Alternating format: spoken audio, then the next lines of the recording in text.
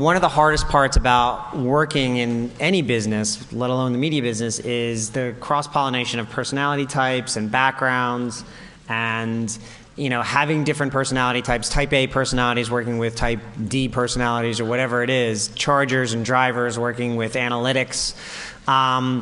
And one of the kind of most emerging aspects of this, and this is something that came up in my world about 5 years ago, was the coexistence of generations in the workplace.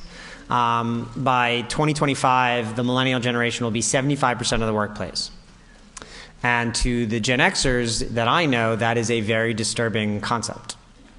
Mostly because they don't really spend the time to get to know your generation as well as they should. There's been things set up on stage about the misperceptions about and mythologies about your generation. And so we're here now, we're gonna talk about cracking that code and creating conversations across the generations. The moderator of this is a long-standing friend of this event. He's been doing this, I think, since the beginning, right? He's an incredibly creative person who has had many different stages of his career. He started as the creative director. One of his earlier jobs was creative director at Disney Channel, but has had many jobs before that across different disciplines.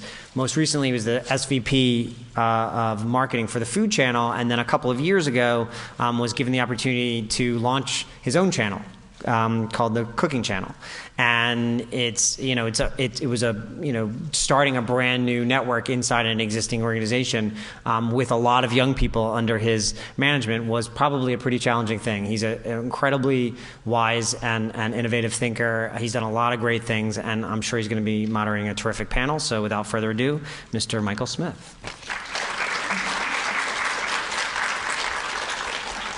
All right, well, thanks. Can you hear me? Okay, good. Welcome to the panel, and this is a special one. So I've been told by the panelists that they've already been on stage. So this is as moderators. So you're getting an all-star group. What I thought we'd begin with, though, is just to have each one of them just take about 2 or 3 minutes each and talk about their own backgrounds, their own sort of roads to where they are now, when they kind of knew that they wanted to work in media, what they studied in college, and then how they made the leap from college to the jobs that they have currently. I want to start with Kevin, and Sure. just to introduce yourself, and I guess at the end of the story you'll tell us what your job is now. Sure.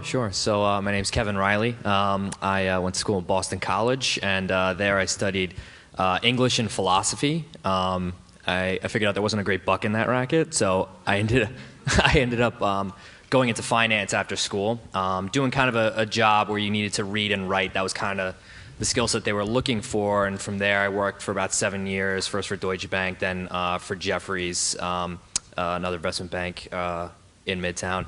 And I got good experience and good skills there, but I wouldn't say that my heart was ever in what I was doing. I was very focused on investment management, but it was me kind of taking time and working, trying to figure out where I wanted to be. I had the opportunity to start at Columbia Business School, where I am now, and I saw that as a real opportunity to kind of take a chance to pursue something I really wanted to do. I decided that the best way to be successful, just in general in life, was to do something that really spoke to me, where I was going to be hungry to learn about it, things I was reading about on my own time, and it had everything to do with media. So at Columbia, I had the chance to intern at Univision, which is a really cool experience. You don't have to speak Spanish to work there. That's a secret. I learned that because I don't. And then over the summer, I went to Los Angeles and worked at Paramount Pictures doing film finance. Both were amazing experiences and kind of my first forays into the media space. And so I'm kind of building on those experiences. But for me, it was very much being around what interests me every day. I saw that as a definite path to success. I think that you raised a great point. How many of you know exactly what you want to be in the next 10 years of your lives? Wow, you guys are really focused. That's amazing.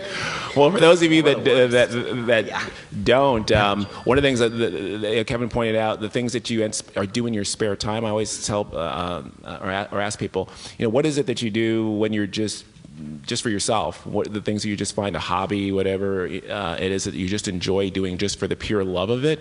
And if you can find something in the economy that can pay you a reasonable wage that's similar to what you just love to do just for the hell of it, then I think that's where you really find your passion, and that's where you really will be successful, and you can be more authentic. Let's move to Liron. So I started my career at a very different field. I'm originally from Israel, so like all Israelis, I went to the military, and I was in intelligence, and really liked that because that was analytics, and it was strategy, and it was a lot of fun and interesting facts. And then I got out of the army and went to school and went to study math with economics and psychology. No idea why. And then, but also worked at the Prime Minister's office, continuing my intelligence work. And when I graduated, I was really, I was offered a full-time position at the Prime Minister's office. And I really loved the people. I really loved what I was doing. I loved analytics, but then was really young and thought, well, maybe I should try something else before I commit to, a government career. And I took a leap of faith and went to work for a media agency, of all places, because I was really interested in advertising and have always had some sort of a fascination with commercials, right? And I was a media planner and a TV buyer there for 3 years. Absolutely loved it. Thought it was the best thing that I ever did. But then after 3 years, realized that advertising is nice, but I'd really like to try something a little bit different and wanted to move to a bigger industry. So I moved to New York and went to Columbia Business School and graduated last year in 2013. Took the time in business school to really explore what I wanted to do within media. Realized that I wanted to do television or some sort of video, so had a bunch of internships in different companies, and then graduated last year and actually went to work for a radio and music company, iHeartMedia, formerly known as Clear Channel. So, and I do revenue strategy and analytics there. So throughout all of these years, I've always done some sort of analytics and numbers. Yep. So kind of like a self-service panel. Hi, I'm Karen Locastro. I went to Middlebury College, which is a small liberal arts college in Vermont, and I studied sociology with a minor in film and media culture because my freshman year I was trying to think about what I was going to do for my career. And similar to Kevin, I thought about what do I do in my spare time. I watch a lot of TV and I like reading about it, so why don't I work in TV? So I had a lot of internships throughout college, and I think the important thing about internships is using them to not only meet new people and learn a lot, but also figure out what you do and don't like about certain jobs. And I used those experiences to hone in on the department that I did like, which was marketing. So when I graduated, I used some of the connections that I had made at my final internship before graduating, which was at Bravo, and I ended up getting a job at USA Network in consumer marketing, and then moved to Viacom after that, tried retail marketing, and then was at AMC Networks for 4 years. And I, again, was doing consumer marketing there, and I loved it. But what I learned over the course of those years was I started to really develop a passion for new media. And so around this time last year, I ended up applying to Google, and I now work at Google. My role at Google is actually more of like sales marketing. So I work with some of our biggest advertisers developing consumer insights and strategy to help them hone their marketing campaigns using YouTube, Google, basically just even giving them insights across what they should be doing in digital advertising in general. Okay, great. And Nick? So I grew up in LA and actually had sort of no interest in the entertainment industry despite it being everywhere. But I went to NYU, where I went to a school called Gallatin, where you design your own curriculum and you're able to sort of pick and choose from all of the different undergraduate colleges there. And I initially went in thinking I wanted to do like some cross-section of music and politics. I didn't end up doing that, but it was really great. Karen mentioned sort of trying out internships, ones that you love, ones that you don't love. My first internship was at Sony Music, and it was a great experience. But I was sort of seeing the industry falling apart and realized that it probably wasn't the best place for me for job stability. And I ended up kind of making my way in television through an internship at the Today Show. And I was like, well, I really love television. I don't love news, though. So each internship, I was kind of pulling away at layers to see what it is that I really wanted to do. And eventually, I kind of wound up on the network side and interning and really loved the creative aspect of it. As many of you might have seen earlier, the creative panel, I loved the content. I loved being close to it, whether it was, and that's what I traveled throughout the rest of my college career. I was very fortunate to take a class with Mr. Evan Shapiro, and it's called TV Management. Those of you who are at NYU, take it. It's incredible. And while I was there, I was, kind of interested in what my next move would be. Evan happened to be looking for, an assistant to help him launch a New York office. And of course, I took it, and it really sort of informed the rest of my career and taught me so much about the inner workings of a TV network. And, I was with Pivot for about 2 years, really kind of working throughout the various departments, and always found myself, again, gravitating more towards the creative side. And recently, I transitioned over to a production company called Hudson Media.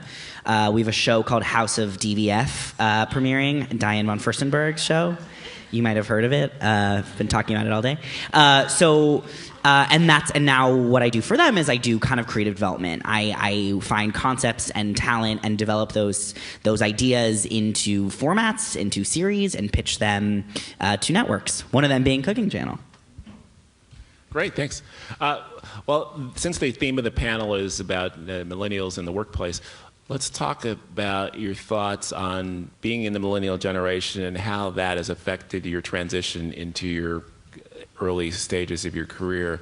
Has it been a hindrance? Has it been a help? What some of the obstacles may have been in terms of perception? You hear people say a lot of times things about millennials, that they're entitled or they're lazy or they like Lady Gaga too much. but yeah, what's been the experience? Yeah, so for me, and I will say full disclosure, I am in my 30s. I'm probably pushing the definition of millennial, but I can't grow a beard, so I think I still fit somehow. But yeah, I think for me, like I said, I worked in finance before business school, and I think I saw kind of a clash of me just being part of a younger generation and an older mindset. The guys that were senior to me had this mindset where they worked in the job that they've been doing for years, and they're on the same team for 15, 20 years. And to them, that's very much what working life was supposed to look like, to grind your teeth in a place and to kind of be there for the long haul. And for me, my kind of vision of what working was supposed to look like was I wanted to go a place, I wanted to learn everything I could, but then I wanted to take on a new challenge. And I think I kind of had a little conflict maybe with some people higher up, not in any kind of really, tragic way or anything, but I was always looking for something new, and I think that's what took me, into business school and me having the chance to do different jobs. But I think that might be a perception maybe of people coming up, people coming out of college and being more of a millennial generation, that there's so many options. Your career can have so many different phases and evolutions. I think that's a positive thing, and it can be difficult to navigate that if people don't share that view. So that's something to think about and something that I've kind of dealt with, and there are ways to navigate it. But I think it's great to think about, what could I do from this job? What next evolution could I have, 2 years, 3 years from now? So.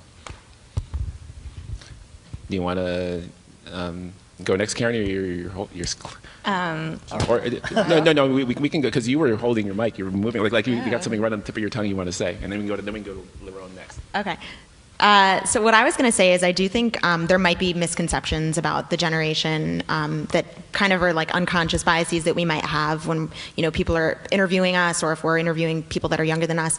I think the important thing is, honestly, you set the impression of who you are as a person and what your work ethic is, and whether or not you are one of those stereotypes when you interview. So even if there are those perceptions, it's really, I don't think it's something that is a huge hindrance if you're someone that will go in and, starting from the interview through to when you actually get the job and start working, if you set, the the right first impression, I don't think it really becomes a hindrance. And in fact, there's a lot of things about being a millennial that really are advantages. You'd be surprised how a lot of people in the workplace don't know how to use certain tools that you know how to use. It's so important to be tech savvy, to know what's going on in culture. We just have our finger on the pulse a little bit more than some other people might. So being in the cultural zeitgeist, knowing how you can relate something that you're working on to something that's going on in the world, it's a huge advantage. So I think being a millennial is actually an advantage as long as you start putting the right foot forward from the very beginning. Well, and just adding on to that as well, having worked for Pivot, a company that is so passionate about millennials, they were constantly looking to us for our ideas. And I think that was so empowering as a young person at that company to be really valued for your ideas. That's not to say every company is like that. And I think there's certainly a place and a time as a young person to voice your opinion. But you should always be empowered to give your opinion in the right place. And in my experiences, I've been very lucky to be in places where they accept that. And I'm going to ask you a different question. What was and I'll ask all of you guys, what was the hardest thing to deal with transitioning from being a student to actually being a grown-up, being having a real job? Or was some of the, obviously you went to the military, so you've dealt with pretty big transitions, but what's it like going from a student to being unemployed? So other than you have to pay your student loans back, which kind of sucks. But so a lot of things, I think the most immediate challenge that I had was I wasn't free anymore, right? Even though you're really busy at school, you kind of get to determine your own schedule, and you suddenly don't have that when you work at a company and you have a boss and you have a certain amount of vacation days. So first figuring out when do I watch all of my favorite TV shows, and when do I read, and when do I spend time with my husband and see all of my friends? How does all of that happen? Was a transition. And then the second thing is when you're in school, you spend a lot of time thinking about, what do I want to be when I grow up, and what's going to be the first job that I take straight out of the school that will get me there. And then you're suddenly there, and you suddenly need to take a step back and say, well, I don't necessarily have to think right now about that immediate step, right? I have to focus on, this is my current job. I have to be great at it. I have to look out for other opportunities, but don't immediately go in and think about, well, okay, I'll be in here for a year and then I'll move. Take the time to really explore what's in your current role and how you move on within it and the skills that you want to learn. So I think that was kind of a challenge to kind of take a step back and kind of breathe. Kevin, you want to? Yeah, I'll kind of, I think echo what you were talking about, where I think really, I think there is a way, when you're a student, you're kind of in this mindset where you're kind of taking from life. You get to select what classes you want, you get to learn, and you get to kind of choose what kind of person you want to be, and you're very much taking things in. And I think the day you start working, you transition into this, and it's hard mentally to make this leap that now you have to someone's hired you, now you have to demonstrate value to them every day. And it's hard for me. That took me a while to wrap my head around, and that you really are, it's harsh, and it can create a little bit of paranoia early on, but you have to kind of prove yourself day in, day out. You were hired for a job and you're earning a salary, and you don't want to lose sight of the fact that people are watching you and thinking about how you're contributing, and by making that transition mentally early, you can definitely get ahead of the game. And for me, that was a difficult thing to go from that kind of taking what can I get from this situation, now it's what do you have to give in this situation. I have something that goes off of that too. I think when you're in school, you kind of are going with this very structured progression of, I do my work, I pass, my teacher will give me a grade, I'll know how I'm doing, I'll pass, and then I'll go to the next grade, and it's just very structured. As long as you do a good job, you will move forward. I think that it's a big mental transition to then go into the workplace where in most industries, that's not really the way that things will work. You can work really hard, and if you're really lucky, you'll have someone maybe who takes you under their wing and will just continually promote you and tell you you're doing great work all the time. But it's, in my experience, been a very different kind of environment where it's actually, you have to take your career into your own hands. You have to commercialize the work that you're doing to show everybody how great you're doing. You have to negotiate your way upward. You have to, make connections to be able to, get a new job. It's not just going to come to you. So that I think is something that's a little bit more difficult to see coming and understand how to navigate when you actually get into the workforce. I totally agree with everything that's been said, and like Laurent mentioned, one of the biggest things for me was not having summer break anymore. Suddenly not having that, it was like, wait, what? I don't have 3 months off anymore? But aside from that, my biggest challenge was realizing that projects are constantly ongoing, usually in the workplace. You will have a project that you will work on for months, sometimes years. They don't always have a definitive deadline. And that was sort of difficult for me coming from writing papers or having tests where you would say, okay, well, I'm going to cram for this for however long you'll cram for something, and then you'll turn it in, you'll be done with it. And I think early on it was hard for me to realize, well, I'm going to live with these projects for a while and we'll have to growing with them. And that was hard, but something that I now really enjoy. I think you have a lot more ownership over projects when you have really grown them. I know I felt that way about Pivot, being a part of the early team. It was something that we had to work with. It wasn't just going to work overnight. And I think the whole team took a lot of pride in that. Let's talk about corporate culture. 3 things. One, how do you define what that is, especially for people in the audience? And then secondly, what kind of culture do you prefer working in? And then 3, how do you figure out what the culture of a company is before you work there? I'm curious to hear about Google. Well, I'm sure that has anybody seen The Internship? So that was actually filmed on the real Google campus in California. That's actually what our offices out there look like. I work in New York. We have amazing offices. And the culture is maybe you've heard about the culture. It's a pretty great culture for millennials. It's structured kind of similarly to like my college experience in a lot of ways, where we get free food, and maybe not everybody gets free food, but I was at a school where food was included in the cost of the college. And and they definitely they basically have perks in place to help you be able to be the most productive you can be. So it's a culture that's very supportive. The people are very collaborative. There's a lot of teamwork. There's a lot of individual responsibility, and you have to be, really entrepreneurial and on top of your own work.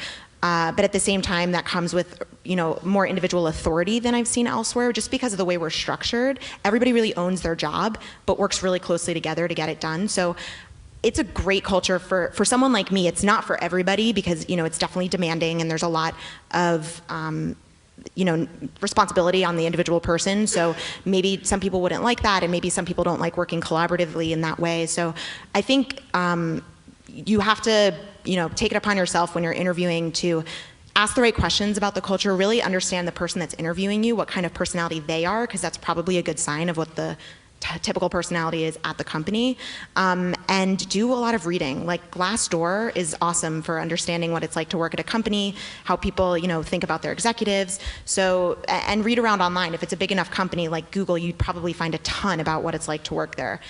Search googliness. That's the kind of person they're looking for. That's people that work at Google are googly. So, Liran? So I think, how do you go about understanding a company's culture? So I think, to Karen's point, you have to ask right in an interview. It's a totally legit question to ask. So how would you describe your company's culture? But even take a step back and start asking that question in informationals that you're having or with coffee chats, just to learn about the different companies in the industry, because there are certain companies that are known as X, whereas certain companies are known as Y, right? And then also try to do that kind of look inside yourself and think about what culture would you like to fit in, and have those conversations as well with people and tell them, I'm looking for something that's like this, and this is my wish list. Like, have you heard of companies that you think I would be a good fit for? And also don't forget that it's not just about, the company culture, it's also about the team's culture, because that sometimes tends to be different, right? I work at a radio and music industry. Radio has been around since the first man invented fire, right? It's kind of like old and traditional, but I work at a team that's very innovative, as in kind of at the new front of things, and we're involved in all of the new technologies and the iHeart app, and I work a lot in digital, actually. So it's really important that you get a good sense of the people that you're going to work with as well. Yeah, and I think just in terms of culture, and like for me, I always would hear the concept of corporate culture, and I would like glaze over a little bit. I'd be like, whatever, companies are what they are. Does that matter? Does that really matter? But it actually really does. And like in school right now, in business school, it's the core of every conversation you have when you're networking with people. You need to be figuring out that culture. When I was in Los Angeles over the summer, they would impress upon us, every studio has a different culture. Figure out what Paramount's culture is and figure out how it's different from Disney. And I was like, how do you do that? And it's really by just talking with people who are there. And you can ask them flat out what's the culture like, but you can also just ask them what their day-to-day is like and what their career progression has been. You can get a sense for it. And I will say one really tangible thing is the size of the company you work for can dictate things a lot. I worked for a really big bank out of school. Things were very bureaucratic, but there were pluses to that. You had all the kinds of support. I could have gotten free tuition at places. I took classes, all that stuff. I went to a smaller place, which I preferred, just because things were a little more connected. That was just my own personal journey, but size can have an impact on that. How many of you prefer to text versus talk on the phone? Very interesting. Okay, well, I want to talk about communication styles. You guys are in a generation where texting and Snapchatting and Facebooking and tweeting are definitely the way people communicate, and you're working with generations that are a little different than that. How have you guys found just communication style and just personal style issues from being a millennial versus the people you have to deal with, and how do you deal with those challenges? I mean, should you friend your boss on Facebook? Nick, what do you think? No. I think that's a good question. Similar to a conversation, getting in a fight with a friend on Facebook, or, it's so easy to misread something over email. I'm a big fan of going and talking to your boss about it in person. I mean, I think that so often you can, if you make a mistake or something's wrong, sometimes it's better to just talk about it. Especially in my line of work, where we're constantly discussing creative ideas. And, I think earlier someone on a panel said, you don't want to say you hate your baby, or what is that? You don't want to say you have an ugly baby. You got to be really careful about the way you talk about projects, and you don't want to hurt people's feelings. And I think over email that can happen so easily. And generally what has happened in my experiences is email has been really the preferred manner of communication in the workplace. I have texted bosses. I am friends with some of my bosses, one of them being in the room on Facebook. And it does sort of allow you to get close with someone and see a window into their life, but I think there's also a certain professionalism too. My current boss has an Instagram that I don't follow, but I sort of feel like I'm supposed to. So it's all about sort of what you feel comfortable doing. I usually err on the side of more professional than not. I generally like to keep a wall. Makes sense. Other thoughts? I would say don't do it before you start. Definitely get a sense of who you're working with and what your relationship is, because when I started in my internships, I had a strict policy of I would not friend anybody I worked with, and if they tried to friend me, I had limited profiles set up. Privacy settings. Privacy settings were huge, and I'm glad I did that, because honestly, I had this happen with someone I interned with that then I ended up reporting to. She was my SVP when I came to AMC Network. So I was just glad that I had done that not that I was doing anything crazy. I was a pretty tame person. But it's still, I think it's still important to set those boundaries. And, now it depends where you work, because now at Google, it's so many of my colleagues and my boss and people in my reporting structure follow each other. We all follow each other on Instagram. It's a very different culture, and it's a different expectation based on what your relationship is and what the culture's like. And I'll just add, in terms of social media, I'm sure this has been covered by people you've spoken with, people here today, but LinkedIn is really important. Have a really good LinkedIn profile. Really get to that expert. When that circle fills up and says expert, you want to get there. That's something that's just where the world is right now. Yeah, I think Nikki made a great point about face-to-face and verbal communication, which you guys said you preferred to text. And I'm the same way. I prefer to text. I text my wife when she's in the living room and I'm in the den. But I've learned that, especially in a creative, this is the communications business, that the face-to-face communication is so important in terms of getting the nuances of communication and also just building the relationships that you're going to need with people. So even though you may not be as comfortable actually getting up and actually sitting and talking to a real person, Skype them maybe. That's another way to do it. Another topic is let's talk about work-life balance. Is that something that is possible in today's media world? How do you guys deal with that? You gotta unplug. I think that's sort of. I was gonna say this to the earlier question as far as like. One of my biggest things when I started the job was like I just was working all the time, and I felt like it was never enough, which is because I'm a crazy person, and I'm sure you guys probably agree. You always want to do above and beyond, and I think at a certain point you learn from your elders too that there has to be a point where you also have a life. I think New York in particular is a very work hard, play hard environment as well. And it's important to have, your group of friends that you interact with outside of work. Obviously, you make a ton of great friends through this industry.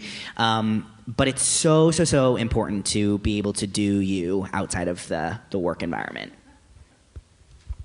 Yeah, I think I might add, I agree 100% with that, and there's, especially if you're living in New York, there's a lot of, you can really work hard and play hard.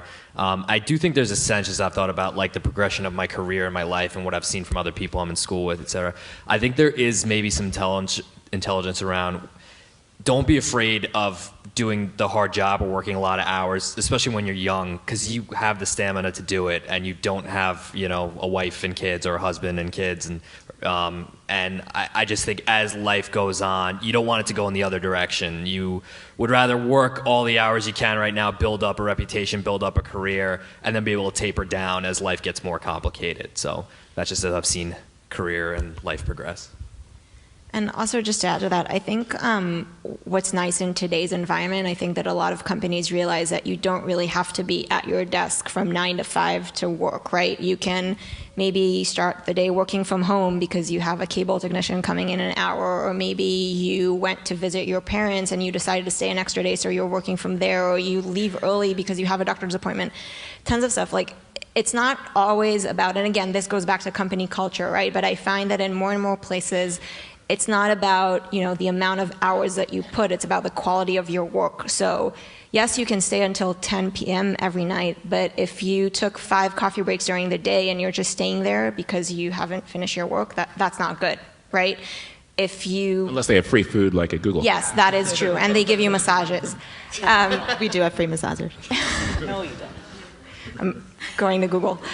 But I mean, or if you left at 5, but you presented an amazing project to your boss and he loved it and there's going to be follow-up, like, that's perfect, right? It's not just about the hours, it's about the quality of work.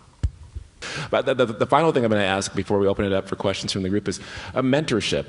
How do you find mentors? I mean, or one, do you think is that valuable? And how do you find them and maintain them? And how does that process work? So I think with mentorship, so there's certainly like official programs that are set up certain places. You might work in a place where they have a mentor program, and definitely if that's the case, I think it's valuable and you can sign up and start working with somebody. But I think more typically, mentorship becomes something that organically grows out of a relationship. So it's less about finding a mentor than nurturing relationships that you have with people who you see as role models. So you might work. It might be a boss, or it might be someone that you just like meet through maybe softball or tennis, in my case, with Evan. And what happens is you find something that clicks and you respect that person and you start to develop this relationship that it becomes incumbent upon you to make it into a mentorship, because you really have to make it easy for them. They're dealing with a lot. But I don't think it's so much about seeking it out as it is just being, a good employee and establishing that relationship that can develop.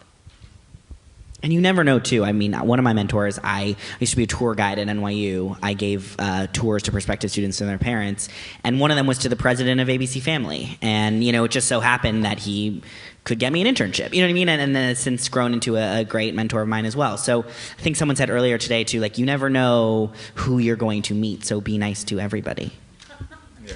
One thing I'll add before the Q&A is just that don't be shy to reach out to people for mentors, because I'll say, as a person who is a mentor, we get just as much out of it as you guys do. There's so much learning in terms of keeping your ear to the ground and being in touch with what's going on in culture. I learn from my mentees. So you'll be surprised how sometimes when you reach out to somebody more senior, they're actually really excited about getting to know you. Questions from the... That's a great question. Yeah, I think that's a great question. And you definitely want to be careful of being someone who has a new job every year on your resume. And for my own history, I worked at a job for 3 years, then moved on to another job for 3 years and a little bit of change. And then I moved on to business school. I feel like 3 years is definitely good. I think maybe a reasonable standard is if you're at a place for 2 years, that's a pretty safe amount of time. But I think the biggest thing when you're sitting in an interview talking about your career progression, just being able to kind of show thread the narrative through why you did what you did. I know when I've sat down and tried to, interview for jobs that didn't really fit with my background, trying to talk about how I got from where I was to where I am now, being able to explain that well makes a lot of sense. But it's a really great question. If you're jumping to a new job every year or less, that would look like a problem on a resume.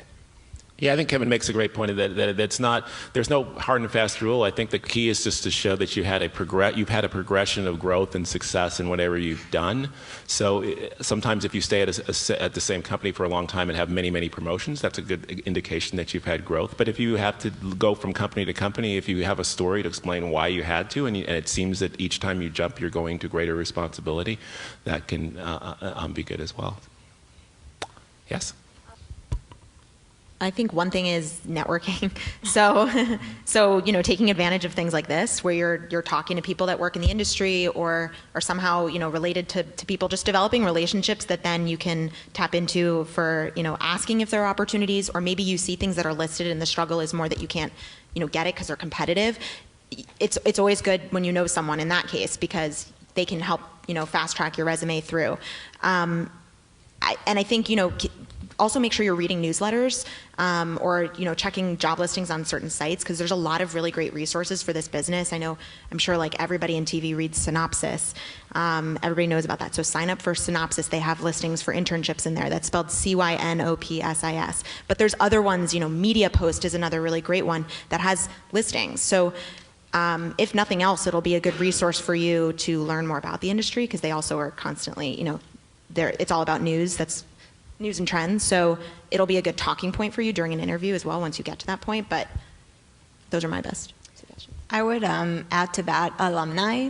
I'm sure that all of your schools have alumni that work in media in very different fields, or friends at other schools that have alums that you can reach to. I found one of my internships actually through an alum who was looking for an intern, and I happened to talk to her at the same time. And if they don't have an internship, they might have a friend in another department that has an internship. So I think that's a good place to start. And to build on that, if you're on LinkedIn, if you do LinkedIn/alumni, that brings you to a page where it'll show you like a grid of everyone who went to school, whatever you listed on there, what company they work for, what industry. It's a really good way to locate alumni. Wow, that was worth the price of admission. That's a great tip. Last question. So whoever, make sure it's a really good one. Is it worth it? Now go ahead. Well, I think not seeing them as competition was step one. But no, I'm just joking around. These are your colleagues, and you all will grow together. I think it's really important in entertainment to see everyone around you as people who can teach you something and also can get you another job in the future. But I think one way to separate yourself is really to show your passion. I mean, when you talk to anyone here today, really conveying just how much you love this industry and how curious you are. Whenever I meet with people and I can just see a real genuine curiosity, that always is a really big signifier for me. I will also tell you the best piece of advice I ever got was everybody loves to talk about themselves. especially in this industry. I am one of those people, and I think it's important to allow people to tell you their story. Michael was saying how, as a mentor, he loves his mentees. He loves to be able to kind of empower them. And I think when you're having those initial networking conversations, getting to know them and seeing where your commonalities lie, because again, then you can then transition that to an opportunity in the future. So I think a true passion and true curiosity to learn.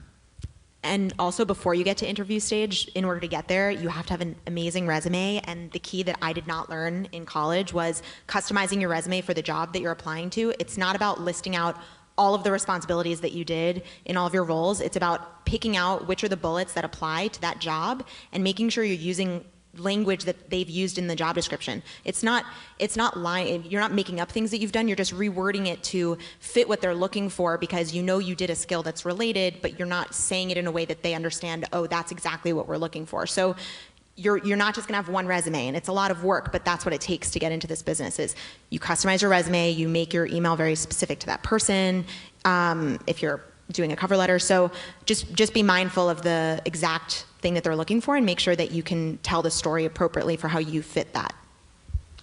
Okay, well, that is, I think we're getting the time to move on to the next one. But no, thank you guys for the great questions, and thank you panelists for a great panel.